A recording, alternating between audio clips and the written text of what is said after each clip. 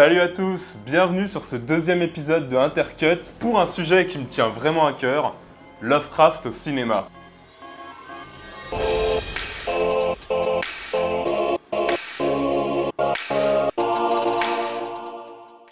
Pour l'occasion, je vous propose un petit changement de déco. Wow.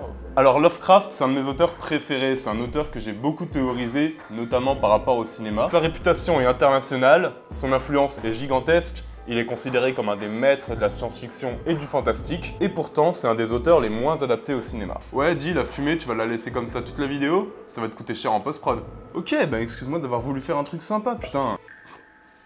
Résumer Lovecraft en quelques secondes, c'est impossible, on va se focaliser sur l'essentiel. C'est un auteur américain du début du XXe siècle, aujourd'hui considéré avec Edgar Allan Poe comme une des références du genre. Ses bouquins sont dérangeants, torturés, il a fait de sa haine de la modernité une œuvre géniale dans laquelle les hommes se voient confrontés à tout un panthéon de dieux cosmiques, notamment le célèbre Cthulhu.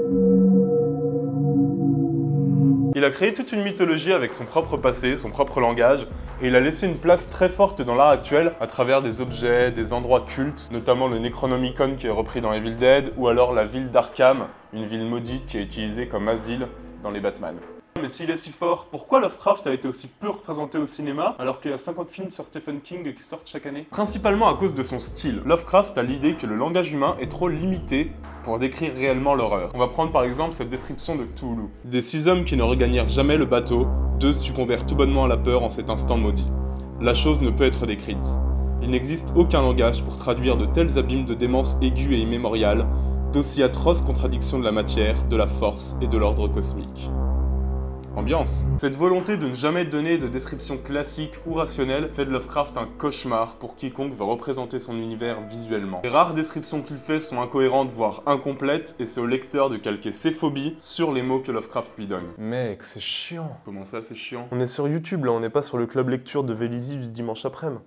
Je sais pas comment je vais monter ça, moi. Ok, je te sens un peu tendu. Est-ce que tu veux venir lancer le premier film? La Malédiction d'Arkham, c'est un film réalisé par Roger Corman en 63. Roger Corman, c'est un producteur génial qui a notamment lancé la carrière de Martin Scorsese, Jack Nicholson, Francis Ford Coppola. C'est aussi un réalisateur de série B fauché et ultra kitsch, qui a notamment réalisé L'Attaque des crabes géants, La Femme guêpe ou La Femme viking contre le serpent de mer. Et on va pas se mentir, ça a l'air vachement mieux que les bouquins d'un auteur déprimé et un peu malade. Donc ce qu'on va faire, c'est qu'on va parler de l'attaque des crabes géants. Non mec. Eh ben vas-y, parle de Lovecraft, reste à 10 vues par vidéo, t'as jamais rien compris à YouTube, tu prendras jamais rien, moi je me casse, ça sert à...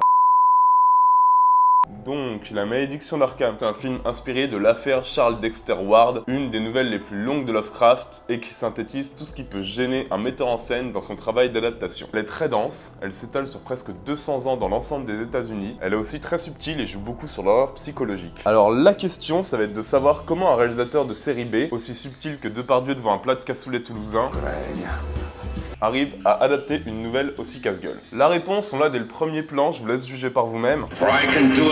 Mec, c'est encore l'attaque des crabes géants là, putain. Oh, ça va, ça va. Donc, dès le premier plan, orage, brume, rue déserte, manoir sur une colline, cimetière en ruine, best-of de la glauquitude, check. Le film commence par l'exécution du sorcier Joseph Curwen, ancêtre de Charles Dexter Ward, par les villageois d'Arkham. Avant de mourir, il jette une malédiction sur la ville. So shall I rise from the dead against the village of Arkham.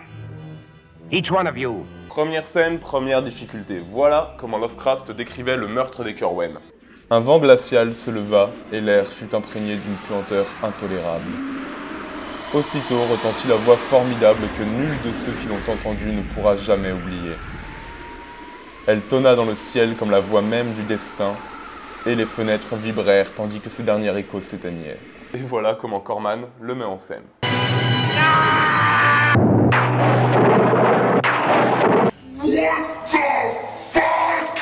On découvre 100 ans plus tard Charles Dexter Ward, également interprété par l'excellent acteur Vincent Price, qui se rend à Arkham pour récupérer le manoir familial. Look, the burning man. Isn't that quaint? Pendant qu'il découvre le manoir et le gardien, Simon, très flippant, Good evening. l'ambiance du film devient de plus en plus pesante alors que se succèdent les clichés très prévisibles, mais très bien filmés et qui fonctionnent. Au fil des jours dans le manoir, Charles Dexter Ward alterne entre des hallucinations, des conversations angoissantes avec son majordome, Requires an extraordinary combination of elements to form a normal person. jusqu'à découvrir un tableau de son ancêtre qui va prendre possession de son esprit pour accomplir sa malédiction, avec l'aide du gardien qui, surprise, était méchant depuis le début.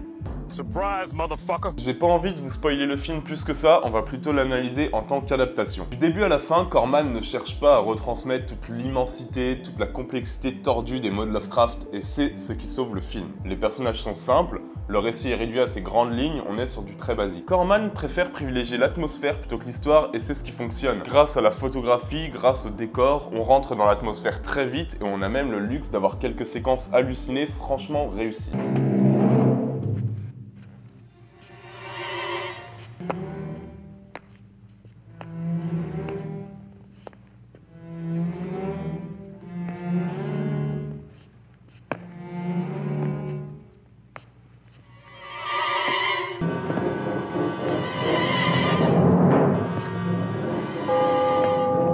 La Malédiction d'Arkham, c'est donc ça, un film honnête, sympathique, bien réalisé, mais qui n'effleure pas le centième du potentiel de la nouvelle. Dans l'esprit, il correspond quand même tout à fait à ce qu'on s'imagine quand on pense à Lovecraft. And travelers now within that valley, through the red-litten windows see vast forms that move fantastically to a discordant melody.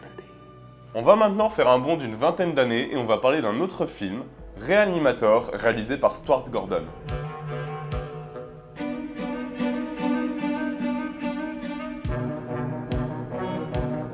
Reanimator est un film américain tiré du bouquin Herbert West Reanimator que Lovecraft a écrit comme une parodie du Frankenstein de Mary Shelley. C'est clair que quand on pense à Lovecraft, on s'imagine plutôt des histoires un peu tordues, un peu complexes, un peu sordides. Reanimator, c'est l'antithèse de tout ça. C'est un gigantesque délire régressif et ultra fun.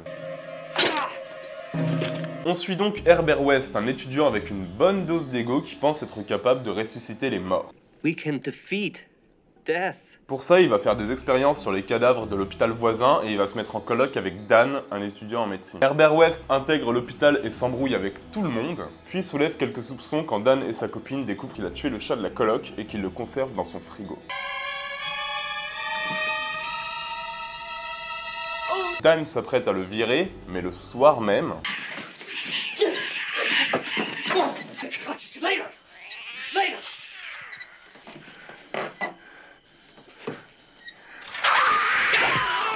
Herbert West a compris comment ramener les morts à la vie. West et Dan s'allient alors et se rendent dans la morgue la moins surveillée du monde pour tester le produit sur des cadavres humains. Alors ça fonctionne, hein, pas de souci, un mort se réveille, le problème c'est qu'il n'est pas contrôlable et qu'il attaque le directeur de l'hôpital qui passait par là. West et Dan arrivent à se débarrasser du corps qu'ils ont ressuscité. Le souci c'est que maintenant, le directeur de l'hôpital est mort aussi.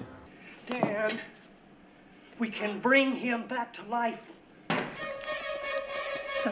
17 seconds. Reanimation at 17 seconds. The eyes open. Et c'est à partir de là que le film va partir dans le too much assumé. Plus les situations s'enchaînent, plus le film devient un délire ultra gore.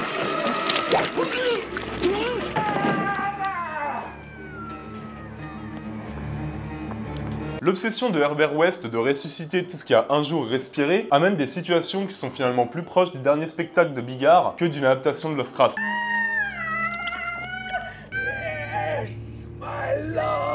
Mais vraiment, il y a des situations tellement bizarres, je me mettais à la place des figurants et...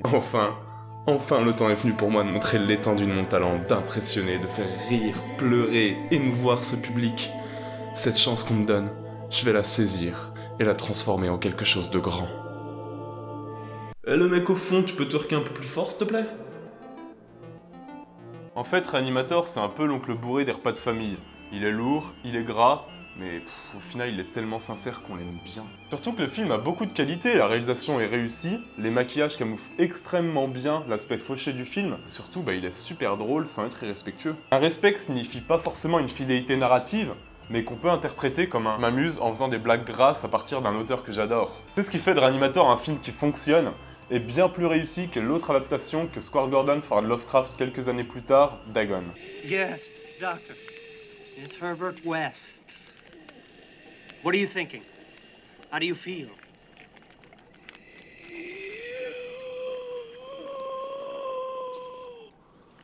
You?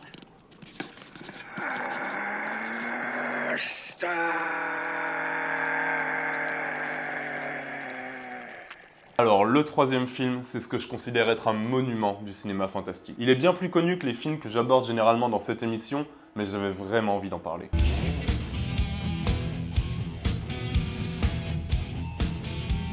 John Carpenter, c'est pour beaucoup un des meilleurs réalisateurs américains du genre horreur fantastique. Il a impressionné avec The Thing, avec Halloween, et il s'attaque en 1994 à Lovecraft sans le citer directement, en réalisant L'Antre de la Folie. Pas de mention de Lovecraft, pas d'adaptation d'un texte en particulier, non, ce qui intéresse John Carpenter, c'est l'essence même de ce qu'est Lovecraft. Cette angoisse qui vient instaurer dans une réalité une sorte de folie progressive pour la bouleverser complètement. I'm not insane. You hear me? I'm not insane! Le film raconte comment Trent part à la recherche de Sutter Kane, un écrivain d'épouvante tellement génial qu'il a des millions de fidèles à travers le monde, et qui écrit tellement bien qu'il arrive à faire vivre ses écrits dans la réalité. Sutter Kane's missing. Huh? Sutter Kane. Sa recherche va le mener dans une ville fantôme où il sera confronté à l'inexplicable qu'il va sans cesse essayer de rationaliser, et comme dans la majorité des nouvelles de Lovecraft, l'inexplicable aura raison de lui et va le pousser jusqu'à la folie. Le monde est en pleine destruction, la logique en pleine déconstruction, la caméra devient une sorte de fenêtre vers une réalité cauchemardesque qu'on ne peut pas expliquer.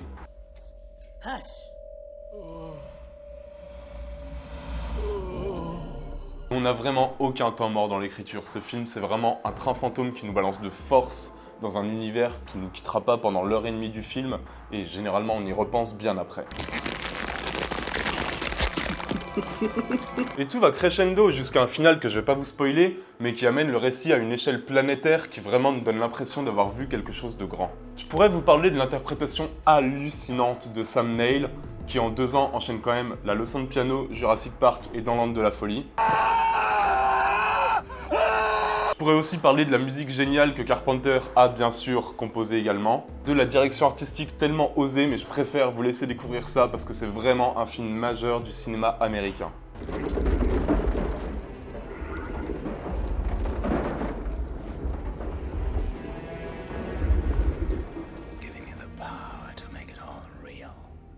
En tant qu'adaptation, c'est assez dingue de constater que sans s'appuyer sur un récit spécifique, ils arrivent à créer une psychologie et des péripéties qui iraient totalement dans une nouvelle de Lovecraft. Ils sentent progressivement une folie redoutable dans le quotidien d'un personnage totalement Lovecraftien. C'est un film à voir absolument qui représente tout ce que doit être une adaptation de Lovecraft au cinéma.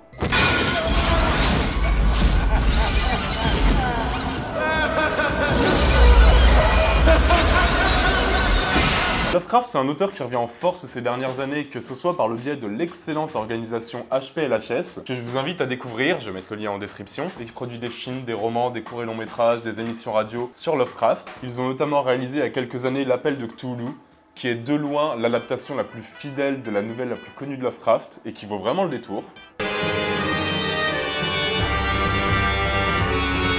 Et Lovecraft revient même dans la culture populaire, à travers des références de plus en plus explicites, Stranger Things, Ghostland, etc.